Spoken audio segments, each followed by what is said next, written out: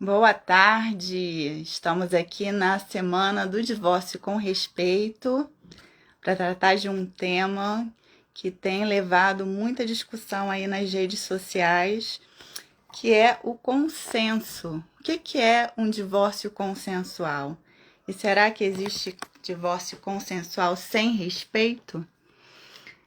Estou vendo aqui muitas pessoas já entrando. Natalina, olá, Lisa, Mariângela. O brasileiro chegou, minha gente. Vamos lá.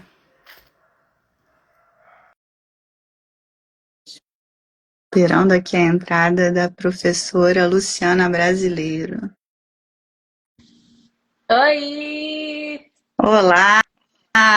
Tudo bom? Tudo bem? Ó, tô Tudo aqui bem. na cor Eu da também, semana. ó, ó. Só a gente, né, Lu? Pra se A gente, preocupar com a gente isso, mas veste a a gente tem camisa. que vestir a camisa do movimento do divórcio com respeito. Exatamente, É isso, exatamente. Que é bom isso. falar com você, minha amiga. Tá tudo bem com Oh, você aí? tudo bem, graças a Deus, tudo ótimo. Você sabe que eu falei sobre essa semana no evento que eu fui na UAB na semana passada. Tenho falado sempre sobre esse projeto e eu acho que mais do que um projeto, é um movimento, né? Eu tenho falado muito sobre esse movimento nos lugares por onde eu vou, porque eu sinto, sabe, Rose, que as pessoas elas têm esse mesmo sentimento que a gente, isso que nos move em pensarmos no divórcio com respeito. Na verdade, não é um incômodo nosso. Na verdade, eu acho que é coletivo. Assim, as pessoas cada vez mais elas estão compreendendo que se a gente não falar sobre isso, se a gente não praticar, né, uma atitude mais respeitosa, a gente não, eu não sei onde a gente vai parar. Exatamente. Acho que é uma necessidade coletiva, né? Sim, O divórcio é um momento de tanta dor sim, que talvez assim, o mínimo que as pessoas esperem seja que esse seja um momento respeitoso, sim. né? E apesar de ter iniciado esse movimento com a proposta de levar essa cultura do respeito para as pessoas que estão passando pelo divórcio, ele acabou ganhando um corpo até um pouco maior para atingir os profissionais que trabalham com o divórcio, o que é fundamental, né? Porque o primeiro contato, em geral, que as pessoas vão ter sobre o divórcio vai ser com um advogado ou advogada, e se esse profissional não tiver esse ímpeto de tratar esse momento dessa forma, né, como que essas pessoas vão lidar? Sim, Né? Elas têm que confiar no profissional, e o exato. profissional é que vai encaminhar como vai se dar esse divórcio. Olha só, Lu, eu estava relendo aqui, estou relendo esse livro aqui, que recomendo bastante aqui para Ah, é muito pessoal que não maravilhoso. É tem, muito ainda maravilhoso. não leu. A vida não é justa, e é uma frase que muitas vezes eu falo e eu escuto com os clientes quando a gente está tratando de um divórcio consensual, Sim, inclusive, né? sim, sim, sim, E, sim. o que é o justo, né? Eles me perguntam, mas isso é justiça? O que é o justo para eu oferecer num acordo? O Ou, que é o justo ou quando dizem para eu assim, eu quero aceitar? o justo, eu só quero o Só justo, quero o justo, não né? quero nada mais do que a Nada justiça, eu mais, só eu quero quero o o justo. justo. Pois Aí é. é tão interessante que acho que a gente poderia começar falando sobre esse tema. Quem está chegando agora, a gente vai falar um pouco sobre o consenso no divórcio e até que ponto o consenso é sinônimo de respeito. E aí tem uma crônica aqui, quem não conhece esse livro, é um livro de crônicas, um pouquinho baseadas na realidade da escritora como juíza, um pouquinho também com base na ficção. E essa crônica, eu vou ler só o iniciozinho dela, é intitulada Sem Crime, Sem Castigo. Vou esclarecer pela última vez, Rosana, você pediu divórcio. Você pediu pensão, indicou como quer o patrimônio seja dividido, ainda disse que pretende a guarda das crianças e regulamentou a visita do pai, certo? Até aqui, Rosana parecia entender e concordar, mas o imponderável vinha a seguir. Continuei. O Rodrigo concorda, não só com o divórcio, mas com todas as condições que você estabeleceu. A fala aqui é da juíza, né? Os dois concordavam aparentemente com tudo ali que tinha sido posto no divórcio. Havia mais de uma hora eu tentava fazer a mulher entender que transformar um pedido de divórcio judicial em consensual não significava mudar nada do que ela queria. Quer dizer, era um caso em que a mulher ingressava com um pedido de divórcio, e então era um pedido unilateral, mas quem recebeu, né, o marido, concordava com tudo. E aí o ponto era, né, explicar para a pessoa que o fato de ter sido um pedido unilateral e um pedido judicial, isso não significava necessariamente que não poderia ser consensual, porque se os dois estavam ali concordando, poderia, né, sim, haver um divórcio consensual. E aí queria perguntar aqui para Luciana, o que é, afinal, um divórcio consensual? Boa. Olha, Rose, você foi maravilhosa na leitura desse texto. Inclusive, durante a pandemia, os livros da Andrea me salvaram muitas vezes. Em sala de aula, em sala de aula, né? Aqui nesse ambiente virtual em que a gente entrava na casa dos nossos alunos e os nossos alunos entravam nas nossas casas. Eu sempre começava a aula, e disse isso para a André, eu sempre começava a aula com a leitura de um trecho do livro dela, e esse foi um dos que eu li muitas vezes. Porque eu acho que ele trazia um pouco de arte, mas ao mesmo tempo de uma realidade muito crua, né, para o ambiente de sala de aula, e mostrando para eles como a gente consegue fazer essa união. E é muito real, apesar de ser a perspectiva de uma julgadora, né, e não minha, que sou uma advogada, é muito real como isso acontece no nosso cotidiano.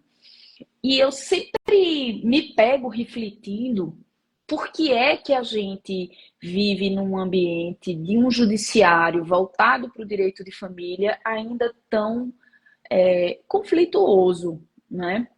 Mas a gente não pode descuidar e esquecer que a lei, durante muito tempo, nos impôs isso. Então, quando a gente pensa num divórcio consensual, para a gente essa é uma linguagem muito presente na nossa rotina e no nosso dia a dia, mas que as pessoas ainda não estão acostumadas com isso, porque a imagem que elas têm do judiciário e de uma demanda de família é de que vai haver, como eles mesmos dizem, uma lavagem de roupa suja, né, que elas vão levar os seus problemas individuais e íntimos para o processo judicial. E fica muito na minha mente, por exemplo, quando um processo acaba e ele começa e termina consensual, quando o cliente chega e diz, mas é só isso? Não vai ter mais nada, né? Porque no imaginário popular, o divórcio ele precisa ser litigioso, né? E a gente sabe que hoje o caminho do consenso é, sem sombra de dúvidas, né, o menos oneroso em todos os aspectos. Mas eu acho que de tudo, o menos oneroso é emocionalmente. Muito embora a gente saiba que um divórcio consensual nem sempre é um divórcio respeitoso. Então, o divórcio consensual, e eu sempre coloco isso para os meus clientes, é aquele em que a gente busca encontrar os interesses das partes para finalizar a conjugalidade, né, para colocar um fim nessa conjugalidade, atendendo esses dois interesses, através de uma homologação judicial, através de uma escritura, né, porque pode ser feito extrajudicialmente. Mas ele precisa, sobretudo, ser essa confluência de interesses. Atender a esses dois interesses para que as partes não saiam com essa sensação de que eu cedi tudo, eu fiz tudo o que ele queria ou que ela queria, ao final e ao cabo. Eu perdi em tudo As pessoas ainda se apegam muito a essa linguagem do perder e do ganhar no processo judicial. Quando numa demanda de família, ninguém ganha. Ninguém É, ganha. ninguém Por mais que ganha. você tenha uma liminar deferida, os seus pedidos atendidos, não existe ganha, ganha ou perde ganha, né, no processo judicial. Então, para mim, o divórcio consensual ideal é aquele em que ambas as partes conseguem atender os seus interesses, mas que conseguem compreender o verdadeiro sentido também de ceder, Uhum. de respeitar o outro no fim dessa relação, e de quem sabe, no futuro, construir um diálogo, um espaço de Construir diálogo. uma nova relação, né? Isso. Muitas vezes a gente fala aqui no movimento que a família não acaba com o divórcio. A família, ela se Se transforma, ela transforma, exato. se recicla, mas até a preservação dos laços com amigos, que eram comuns, com aos familiares, de um ou de outro, que muitas vezes se entrelaçam. Isso sem falar quando não tem filhos, né? Que aí sim a dissolução ela jamais vai ser É completa, né? verdade. E, assim, é muito importante isso que você falou, dessa questão de aprender a também a saber é, abrir mão de algumas coisas, né? Porque o que muitas vezes também eu me debruço? O consenso, né, é um senso comum. Então, é consenso, é o meu Sim. senso com o teu, é o senso conjunto. Então, é uma confluência de interesses. Evidentemente que eu posso ter um interesse diferente do seu, e isso vai acontecer muitas vezes em um divórcio, mas saber esse limite, saber, né, respeitar que existe uma outra pessoa ou até outras pessoas ali envolvidas naquela situação e que os interesses de todos precisam ser atendidos, ainda é um desafio que a gente tem, porque como você bem trouxe, é, a gente precisa mudar muito também a nossa cultura de levar para o divórcio questões que nem sempre vão poder ser resolvidas no divórcio. E aí, voltando para aquele texto que eu inicialmente li, ele tratava, para quem não conhece o texto, de um caso em que havia um consenso com relação às questões, os itens do divórcio, né, jurídicos, né, o patrimônio, a guarda de Os filhos, a alimentos, a convivência guarda. de filhos, alimentos, parecia tudo estar bem redondinho, mas qual era o problema ali que estava sendo levado? A traição. Havia uma traição ali, e que era uma ferida que estava aberta, né, nesse casal, essa traição, e o processo judicial estava sendo usado como um meio para que aquela mulher tivesse uma resposta àquele sofrimento, àquela dor da traição.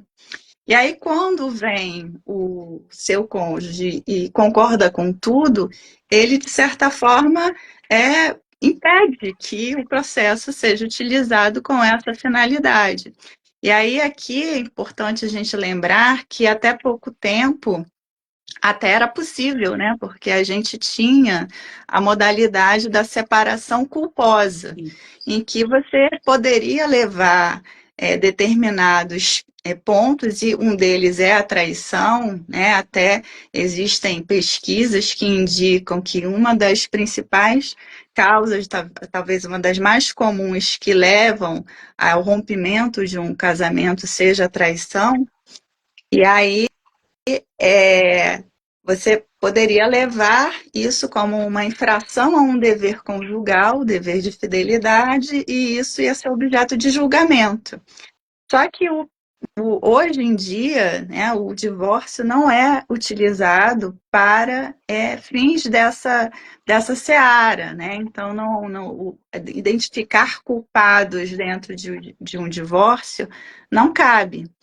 Então, isso é também fundamental, que seja esclarecido para as pessoas que o divórcio não é um lugar, adequado para curar esse tipo de ferida, Dores, né?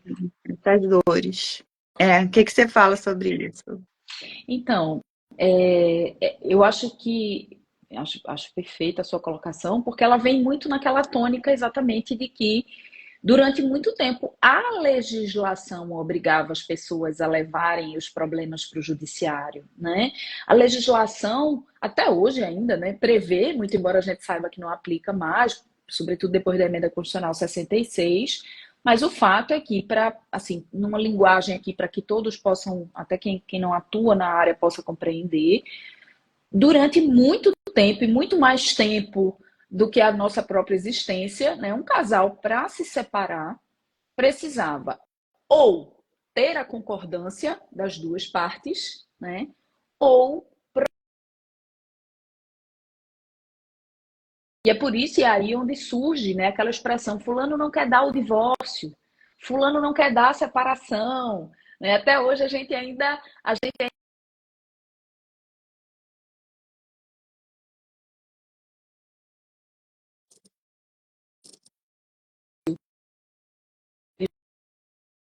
um direito potestativo. Qualquer pessoa que esteja casada tem o direito a ter o seu divórcio deferido. E é importante que se simulado, porque por mais que a gente busque dentro do momento entre as partes, eu acho que isso começa por nós, né, advogadas e advogados.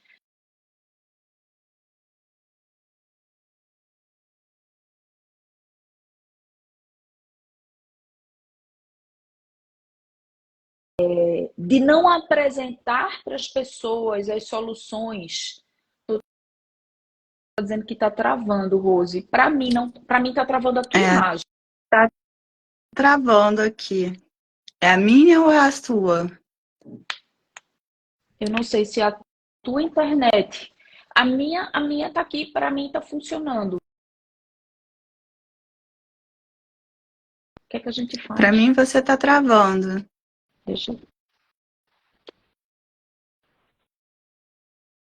Vocês estão me ouvindo? As pessoas Quem está estão me ouvindo ou está travando travando a mais, minha imagem gente? para vocês Fala ou só aí, de sou Rose? eu ou a Luciana?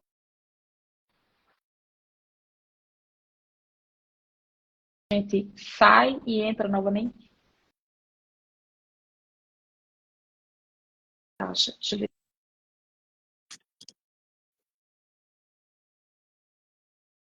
Para mim, você está travando, mas eu não sei se sou eu ou se é você. Agora. Travando muito a Vocês estão me Luciana. ouvindo, gente? Ai, meu Deus. Luciana, tira o Wi-Fi, não é melhor? Que o pessoal está falando. Agora eu acho que a gente Voltou. voltou. Veja se voltou. Voltou. Voltou, Sim, né? voltou. Você Perfeito, começou a perfeito. Ótimo. travar, fiquei em dúvida se era o meu, aí eu até tirei o meu Wi-Fi aqui. Eu achava que era o seu, porque era o seu que estava travando para mim. Mas vejam, digam aí pra gente se voltou. Aparentemente sim. Voltou. Voltou. Boa. Bom, mas então eu vou voltar um pouquinho no que eu estava dizendo. Eu dizia que, de fato, a gente é um pouco vítima também dessa legislação, que era uma legislação antidivorcista, né? Era uma legislação pró-casamento, era uma legislação que obrigava a pessoa a provar a culpa do outro para poder chegarmos no divórcio. Então, a gente foi forjado nessa cultura, a gente não pode descuidar disso. A lei do divórcio, que nos divorciou dessa cultura, é de 77, é muito recente em relação a uma legislação centenária, que durante muito tempo dizia que a pessoa tinha que realmente provar.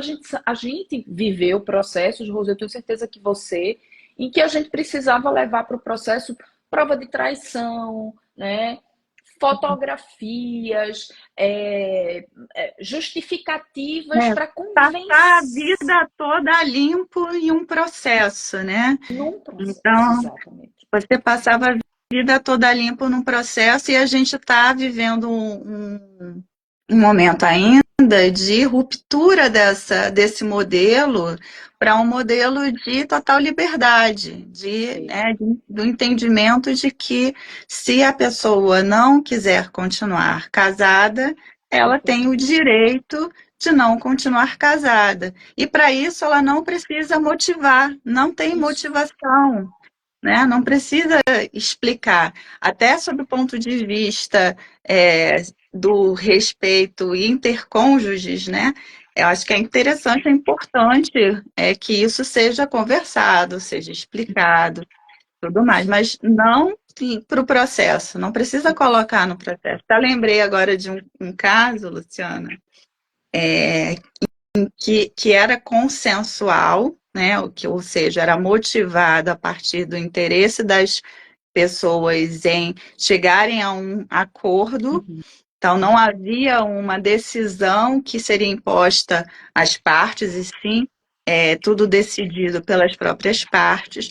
Só que, efetivamente, havia uma traição. E um dos interessados fazia questão que isso constasse no acordo, que a motivação da separação tinha se dado em razão da violação. Sim, de que isso servia sob o ponto de vista jurídico? Não servia de nada, né? Mas para aquela pessoa se mostrava muito importante que constasse, documentado, que é como se estivesse dizendo que a culpa não foi minha, eu não fiz nada, né? O outro que Mas que a fez. sociedade ainda impõe muito isso. Quantas vezes a gente pergunta, ou a gente ouve alguém perguntar, fulano e fulano se separaram. Nossa, mas o que aconteceu? Às vezes não aconteceu nada. Às vezes aquelas pessoas só não querem mais permanecer casadas. Às vezes não tem mais uma confluência de Talvez a gente fosse interesses. fazer uma pesquisa. Na maioria, né, dos casos, as pessoas não se separam, talvez, porque aconteceu um fato Isso, icônico ali. Foi, né, as pessoas se distanciaram, digamos assim, né, os ao longo da vida. interesses, a vida, os caminhos, as escolhas. E isso é muito natural, mas a gente ainda não internalizou isso. As pessoas ainda não internalizaram isso. Elas ainda buscam um motivo, elas ainda buscam um que seja mais culpado do que o outro. Ah, mas de repente, naquele dia aconteceu aquele fato e a partir dali aquela relação nunca mais foi a mesma. Gente, relações se desfazem e tá tudo bem. Isso pode acontecer, desde que essas pessoas também elas consigam compreender que o desfazimento dessa relação pode ser naturalmente respeitoso. Essa palavra é uma palavra tão bonita, né? Tão importante. Eu acho que ela tem ela traz para a gente uma carga de fazer o bem mesmo, né? Das pessoas Uma entenderem que positividade, né? positividade mesmo. Então, eu acho que a Audrey está aqui dizendo incompatibilidade de gênios. Geralmente esse é o motivo. Pode ser esse o motivo e pode ser o simples fato de que aquela pessoa entendeu que ela não quer mais permanecer naquela relação, ou ela conheceu uma outra pessoa, ou ela quer viver uma outra vida, fazer outras escolhas, né? A incompatibilidade de gênios. Então, a gente sabe que essas coisas elas podem acontecer. O que a gente precisa tomar muito cuidado na nossa profissão, no exercício dessa nossa advocacia, que é tão comprometida com a ética, né, é ter essa consciência de que nós também somos pessoas que podem influenciar positivamente esses clientes, fazer com que esses clientes compreendam que um divórcio consensual, por exemplo, é um caminho muito menos oneroso existencialmente, emocionalmente para as partes e que ele, além de consensual, ele precisa ser respeitoso. É.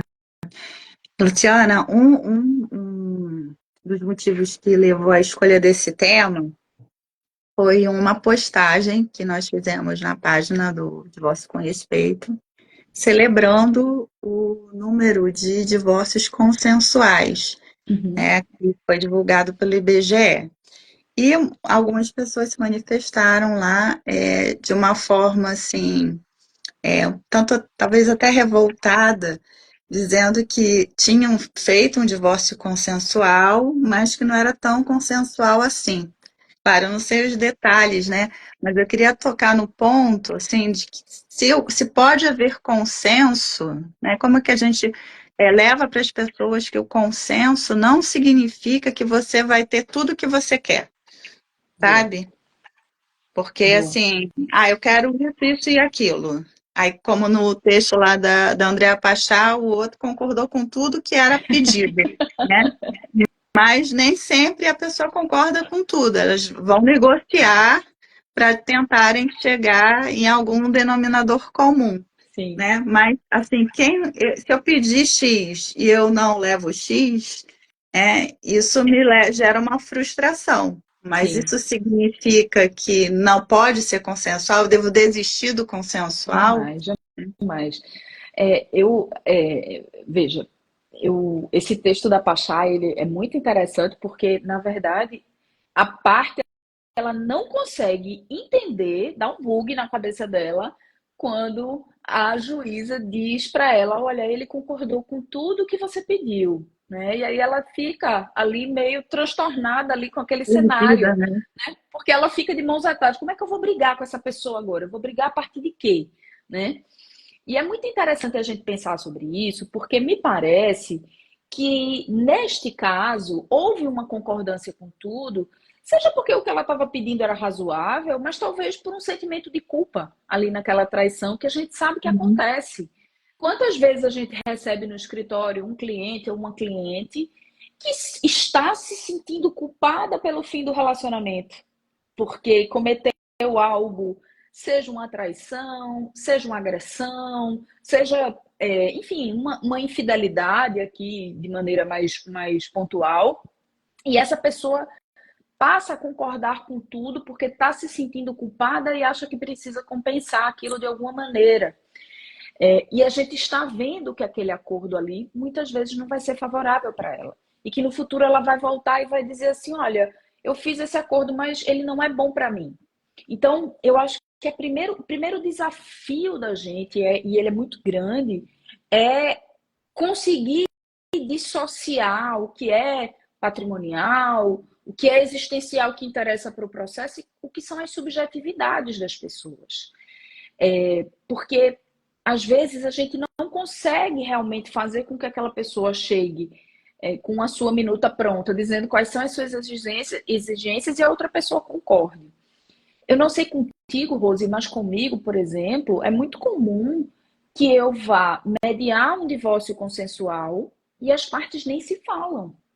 As partes nem se comunicam mais, elas perderam essa capacidade de comunicação. E o divórcio consensual vem para elas como uma solução estratégica. Olha, eu não quero litígio porque não é interessante financeiramente, ou, enfim, porque eu acho que a gente consegue chegar no consenso, mas eu não quero nem falar com essa pessoa. Eu não quero nem olhar para ela. Eu já fiz audiência para homologar divórcio consensual em que a gente teve que pedir para o juiz receber as partes em separado, porque elas não eram capazes sequer de estar presentes no mesmo ambiente.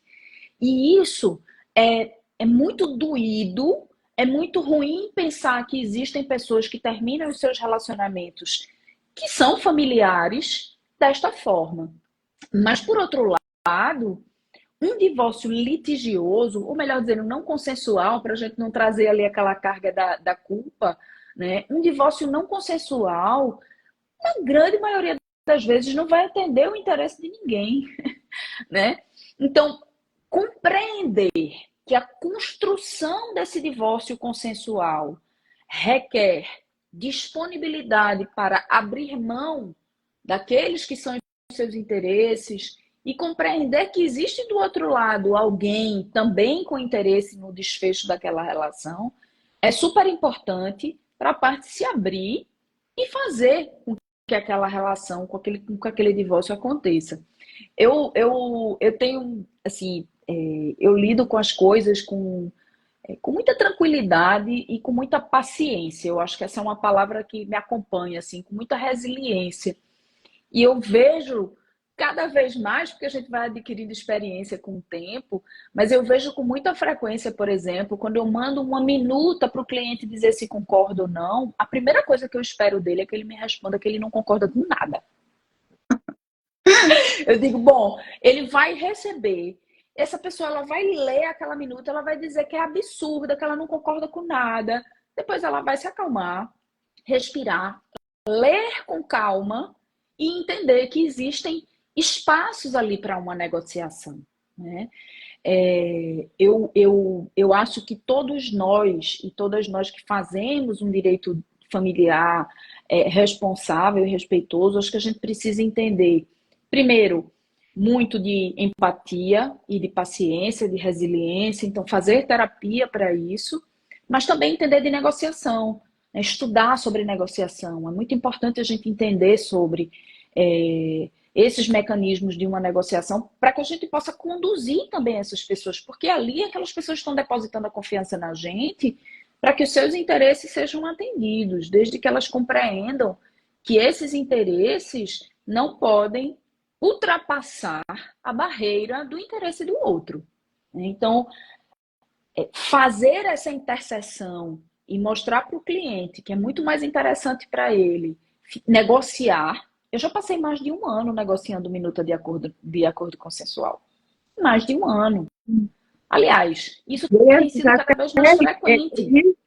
Esse é um ponto muito, muito importante, porque muitas vezes a pessoa busca o consensual porque acha que é mais rápido, né? Isso. Então, uma pergunta que muitas vezes é feita, né, nesse primeiro contato, quando a pessoa vai buscar um advogado para saber como é que é o divórcio e tal, quanto tempo, né? Em quanto tempo vai demorar o divórcio? E aí você vai iniciando, né, aquelas conversas e muitas vezes até já há de início uma confluência de interesses, mas outras vezes não, e outras vezes surgem fatos ao longo e o amadurecimento da tomada de decisão, muitas vezes é muito importante, foi falado também na live da manhã do ABC do divórcio, sobre esse aspecto do tempo. O tempo de cada um, né? Porque o tempo de cada um pode ser diferente, inclusive do divórcio emocional, e o tempo necessário mesmo para que você vá tomando essas decisões de forma mais consciente, porque quando você empurra-se uma decisão, eu quero logo, eu não quero mais. Outro dia eu escutei isso de uma cliente que tomou uma decisão, nem me falou que existia um ponto específico, nem sabia que existia isso.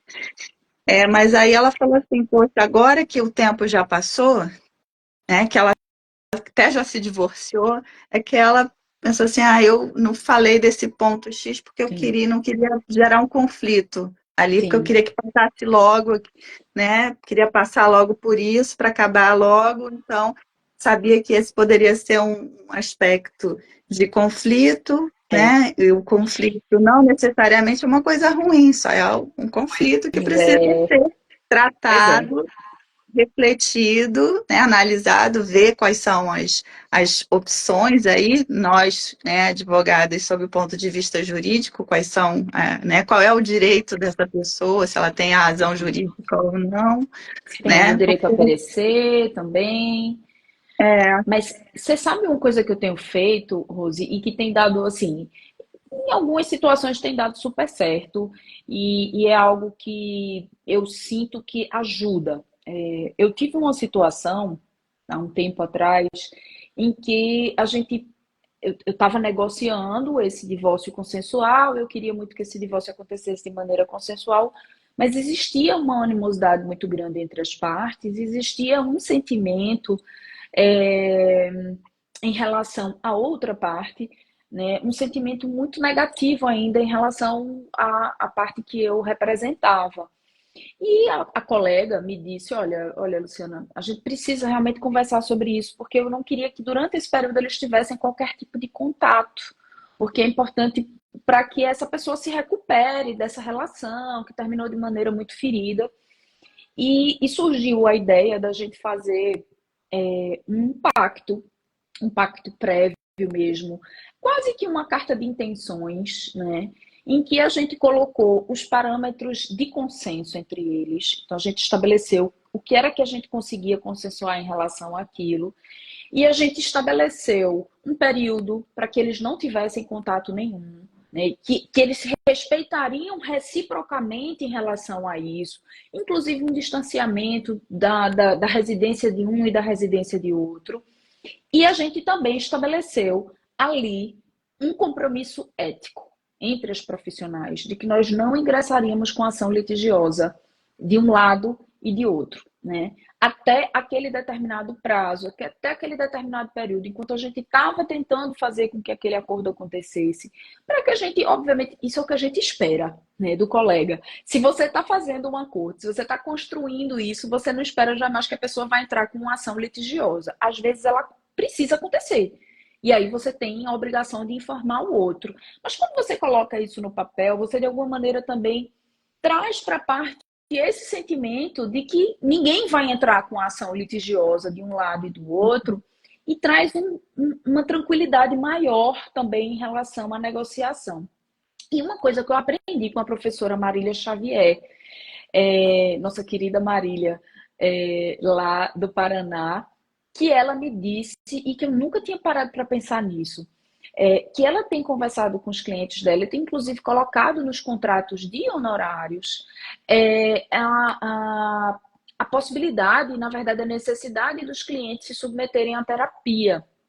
Porque muitas vezes a gente dá uma recomendação para o cliente, né? Como você falou, a cliente não disse, não Uhum. disse, né, que não falou de um determinado detalhe ali que você não sabia, né? E quando e às vezes a gente diz assim, olha, faz uma terapia, vai ser importante, vai te ajudar, né? As pessoas ainda dizem muito, advogado de família é igual a psicólogo. Não, gente, a gente não é Não. psicólogo. A gente, pelo contrário, a gente faz terapia, né? A gente passa longe de ser psicólogo. A gente não tem condições de gerenciar as questões emocionais como um profissional que é dedicado a isso e está preparado para dar esse tipo de acolhimento, pode fazer. E eu aprendi isso com Marília e confesso que vou colocar em prática, para alguns casos, obviamente não para todos, porque eu acho que vai ser fundamental. São peças, né, que a gente vai estruturando até a gente conseguir chegar à Uhum. construção desse acordo. Isso É, leva tempo. isso foi falado também na nossa live do ABC de manhã. Esses dois pontos, acho que muito importantes para quem é advogado que está assistindo ou quem está participando, né, dentro desse processo de divórcio, é a possibilidade de você ter o auxílio de um profissional de saúde mental. Pode ser fundamental, por quê? Porque muitas vezes você está numa fase do luto da separação mais adequada para vocês ter o consenso de forma, né, dentro da sua expressão melhor, né? Porque dentro das fases do luto da separação, você tem um momento de raiva, por exemplo. Quem sente raiva só quer vingança, né? Isso. Então, a, não dá para usar o processo, seja ele extrajudicial ou judicial, como instrumento de vingança. E se tiver, por exemplo, na fase da barganha, né, você pode, tanto de um lado, abrir mão de coisas que você não precisaria, ou que você nem mesmo que gostaria, mas porque você está se sentindo culpado, Isso. ou o contrário, né, você acabar jogando muitas vezes, por exemplo, coisas relacionadas à criança, né, fazendo exigências muito além do que seria possível juridicamente, mas porque você está ali com uma tomada de posição barganhando Barganhando. ali aquela situação. E acordo não é barganha, né? A gente tem que realmente mapear o que é importante para cada uma das partes e ver o que é possível Até a Val mencionou aqui mais à frente, quando a gente estava falando o que é o consenso, né? E a questão da concordância, preciso concordar com tudo. Não, porque assim, é muito difícil, né? Você concordar com tudo, exatamente com tudo. Então, a gente tem que buscar o que é o melhor acordo possível naquele momento. E, assim, a questão do momento, que esse segundo ponto que também foi mencionado no ABC do divórcio, é a possibilidade desses acordos provisórios, que Isso. são muito comuns quando a gente trabalha em uma mediação, por exemplo, né? Dentro da mediação é bastante frequente o uso de acordos provisórios, sabendo que as pessoas vão amadurecer, vão fazer uma espécie de teste de realidade, que a gente É, chama, né? Vão fazer o teste da realidade, ver se realmente dá certo daquela forma que está sendo imaginada. Às vezes não dá certo, ou às vezes precisa de alguns ajustes. E aí você, no momento em que vai celebrar o acordo definitivo, você já tem uma condição muito mais substanciosa para dizer, não, assim, dessa forma esse acordo é mais sustentável, né? Porque isso. muitas vezes você faz um negócio assim meio rápido, porque você quer resolver, se livrar logo daquele, né, daquela situação, né? Ganhar lá o diploma de É, divorciado, divorciada, é, né? Com a é. verbação lá do divórcio, mas assim, as questões mais importantes, se forem resolvidas com muita pressa, elas não vão ser sustentáveis. E aí vai ter que voltar de novo para poder resolver um ponto que poderia, né, se a gente esperasse um pouquinho mais, ser Isso. resolvido de uma forma mais sustentável, né? Orgânica, mais sustentável. Pois é, eu acho que são, na verdade, acordos provisórios e, na verdade, são vivências transitórias que às vezes são necessárias mesmo, né? Por isso que eu acho que esse trabalhar a resiliência é super importante, trabalhar a paciência, trabalhar a empatia, né? A capacidade de você se colocar no lugar do outro, sentir a dor do outro. Às vezes a dor do outro não é a minha dor, mas se eu não consigo, se eu não tenho a capacidade de sentir a dor do outro, né, eu perco a capacidade de compreender a dor daquela pessoa e eu perco a capacidade de realmente digerir aquele consenso. E o consenso, ele não é fácil de se atingir, né? Porque quando você chega no momento em que você consegue fazer com que duas pessoas que resolvem não permanecer mais juntas confluam nas vontades, né, até você chegar aí, né, fazendo com que essas pessoas deixem de lado suas mágoas, suas lembranças menos positivas, isso demora. Isso leva realmente um tempo. E a gente precisa estar preparado para isso realmente, para compreender que as coisas não acontecem de maneira tão instantânea. É como você falou, às vezes a pessoa quer ali o diploma de divorciado. Quantas vezes a gente não atende um cliente que chega e diz, bote qualquer coisa no papel que eu assino. O que a senhora colocar, eu assino.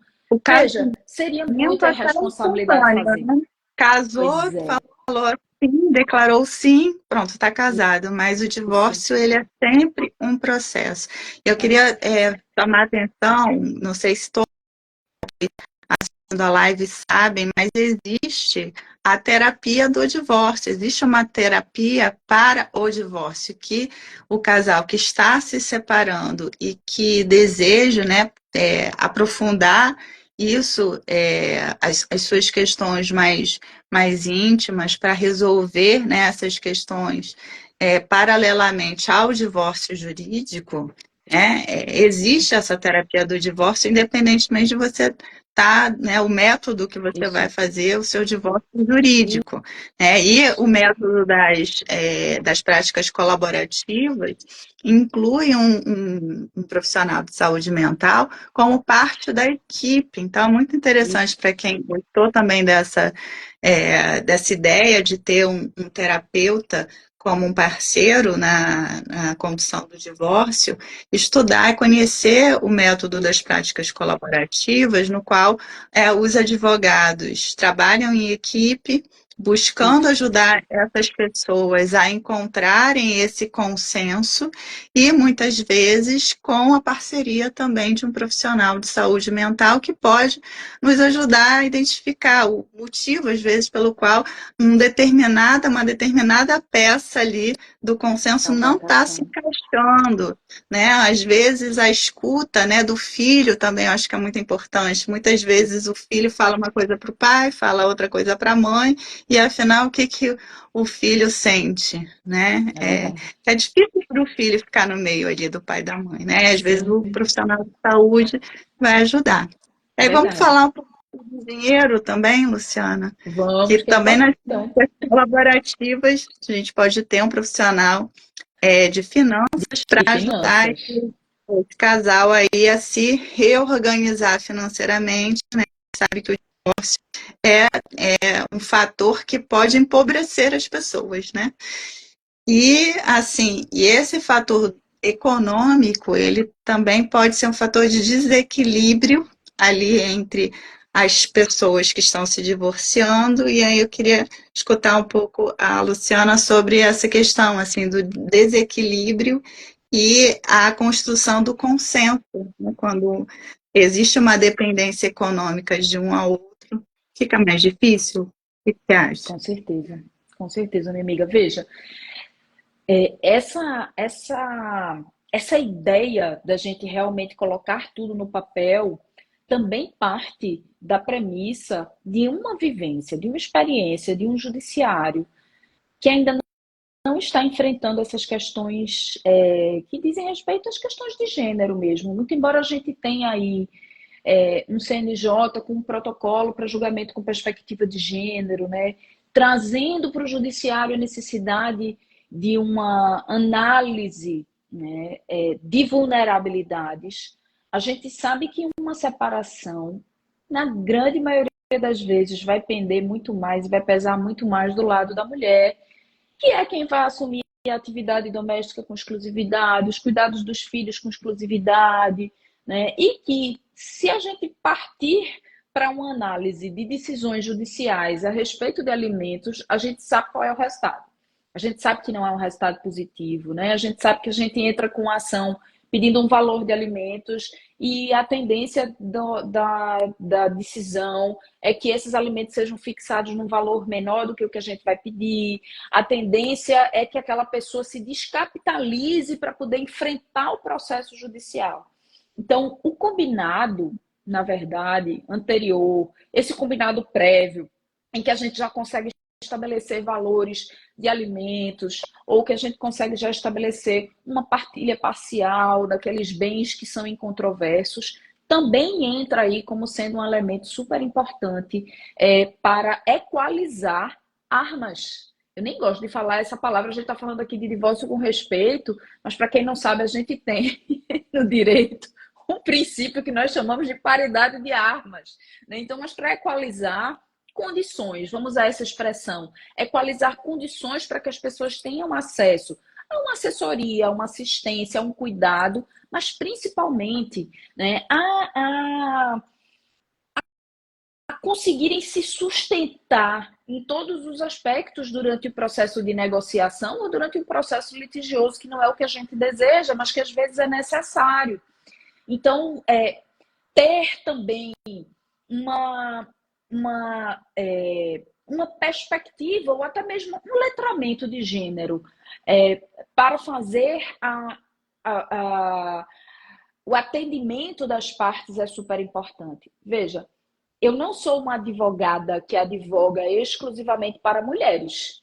Eu sou uma advogada que advoga para mulheres e que advoga para homens. Mas eu sou uma advogada comprometida com a questão de gênero. Então, se um cliente chega ao meu escritório e tenta me pedir que a minha abordagem no processo seja uma abordagem que vai trazer prejuízo, e aí aqui eu não estou falando de como eu vou trabalhar o processo, mas sobretudo prejuízo em razão do gênero, né? Se ele me propõe ou se ele me vem com uma orientação, muitas vezes que vem da rua, né, de que ele deve oferecer, entrar logo com oferta de alimentos para oferecer o mínimo possível, para conseguir uma fixação mínima possível, para sufocar financeiramente aquela outra parte, eu tenho obrigação de orientar aquela pessoa de que aquela atitude não é correta, de que ela não é lícita, de que ela não é responsável nem respeitosa, né? Então, é muito importante que nós, que somos advogadas e advogados, e sobretudo, somos Até pessoas que coragem, têm... uma certa coragem até de perder cliente, né? Ah, tenho, amiga. Eu acho que a gente precisa ter. Porque, veja, eu acho que a gente não pode perder a essência mesmo daquilo que a gente acredita. E aqui não é apenas uma pauta, né? Eu estou falando enquanto cidadã, né? Eu estou falando enquanto uma pessoa que vai receber uma pessoa no meu escritório e ela vai me dizer: eu quero que a senhora use um instrumento jurídico para deixar aquela pessoa prejudicada. Eu não posso concordar com isso. Isso não está no meu escopo e nem deveria estar no escopo de absolutamente ninguém, porque somos profissionais compromissados e responsáveis, né, com o bem social. Né? A nossa responsabilidade é coletiva, não é individual. Claro que, enquanto advogada privada, eu tenho uma responsabilidade com o interesse do meu cliente e da minha cliente, mas eu também tenho uma responsabilidade coletiva que é muito maior do que o meu interesse numa contratação em si. Né? Então, expor a outra parte desnecessariamente com determinados documentos ou com determinados elementos de prova que não vão trazer efeito qualquer para o processo, criar subterfúgios e situações que vão fazer com que aquela pessoa fique ainda mais acuada financeiramente naquele determinado processo. Tudo isso eu acho que faz parte de uma... Você sabe que eu acho que isso faz parte de um folclore também. Eu estava refletindo sobre isso na semana passada, nesse evento que eu participei, que eu falei aqui no começo da nossa live, que essa imagem de que o advogado ou a advogada te salva de tudo, te tira de tudo, que tem resposta para tudo, solução para tudo, porque advogado é esperto, porque a advogada sabe se sair das coisas, não me representa.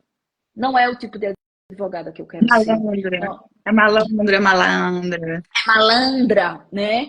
Vejam, isso não nos representa em nenhum lugar. A gente não estudou para isso, a gente não se especializou para Isso isso. faz parte também da nossa pauta do divórcio com respeito, que também é a condução, né, da advocacia de família, com respeito, de forma respeitosa.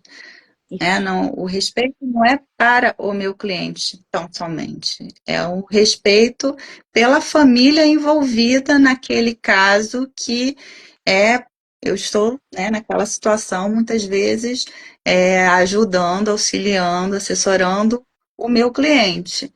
Né? Mas a minha responsabilidade, como você falou, ela é mais ampla do que apenas isso, né? É muito, Isso. Quando envolve filhas e filhas, então, mais ainda, né? criança, Eu até brinco com os meus clientes. Eu digo, olha, aqui nesse processo eu não sou advogada, não sou só advogada, eu sou advogada da criança. Porque os adultos, eles, se não têm, deveriam ter capacidade para compreender e elaborar bem as suas dores. A criança não. Né? Então, quando eu faço um movimento de fazer uma oferta mínima de alimentos para sangrar aquela mãe, e aqui eu estou falando da mulher porque a gente sabe que estatisticamente é o que vai para o judiciário, eu não estou sangrando a mãe, eu estou sangrando a criança. E estou sangrando a mãe também.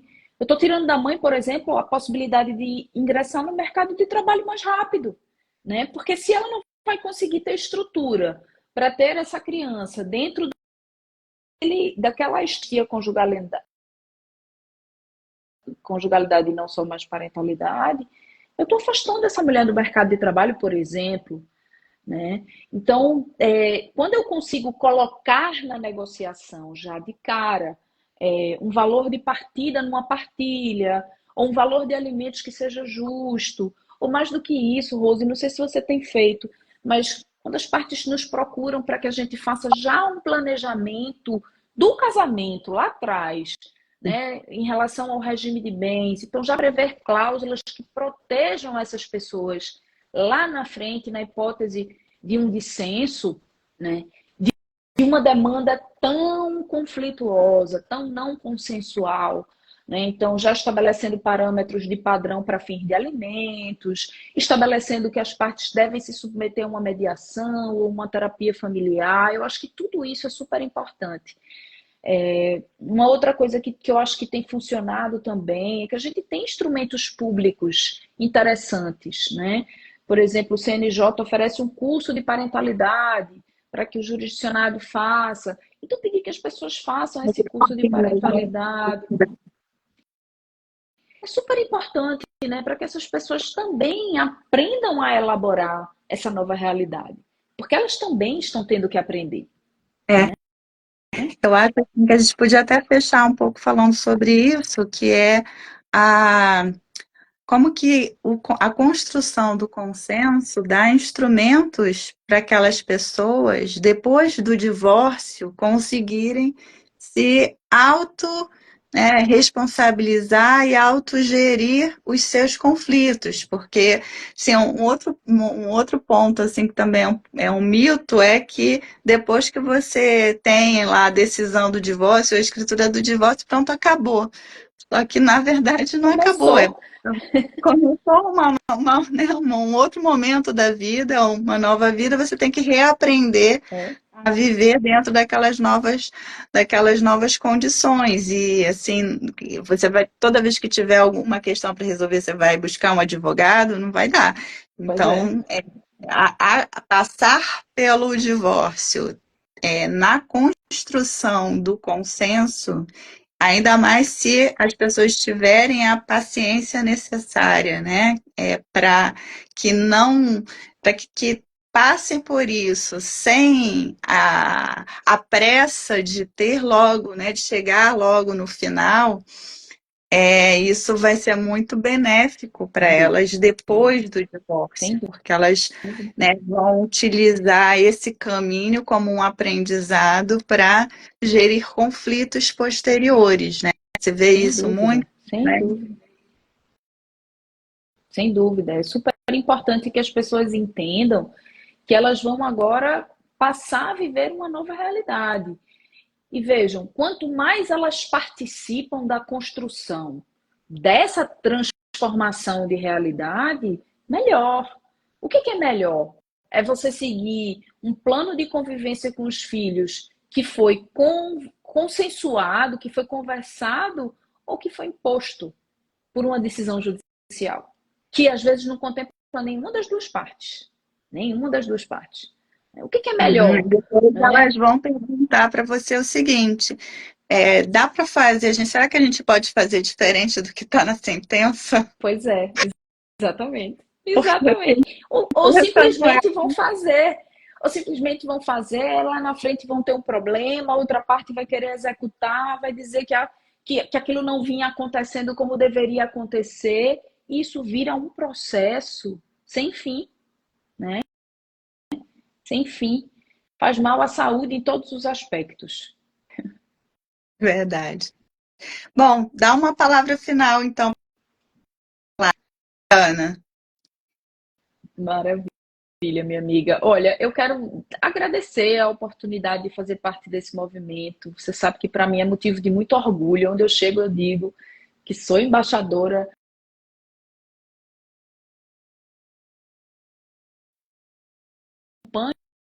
dessa semana, porque vai ser uma semana super com ações a respeito desse movimento. Um novo viés mesmo para esse judiciário. Deixar um beijo para todo mundo. Semana da semana.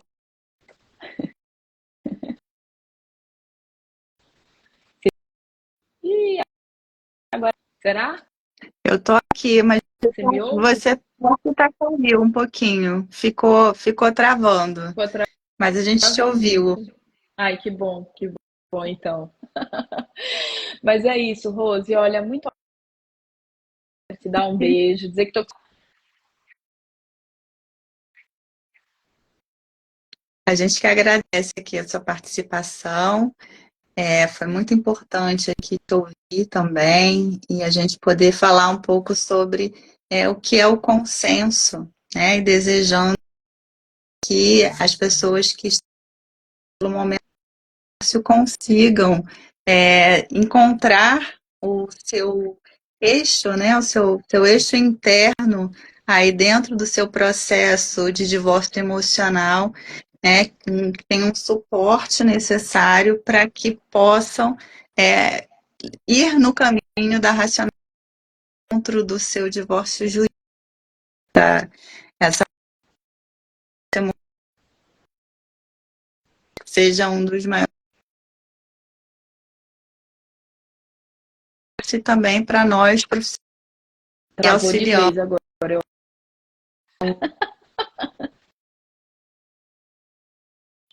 Travou de vez.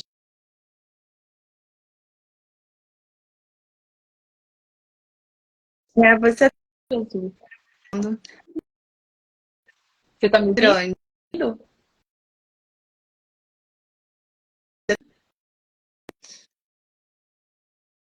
É que acabou. A gente vai ser derrubado pelo Instagram mesmo. Um beijo Beijo. grande. Compartilhem a live para quem vocês acharem que seja importante. E não esqueçam que hoje, mais à noite, nós teremos mais uma live às 20 horas aqui no Movimento do Divórcio com Respeito. Tchau, tchau. Beijo. Beijo, Beijo. gente. Obrigada, Rose. Beijo. Obrigada. Beijo. Tchau.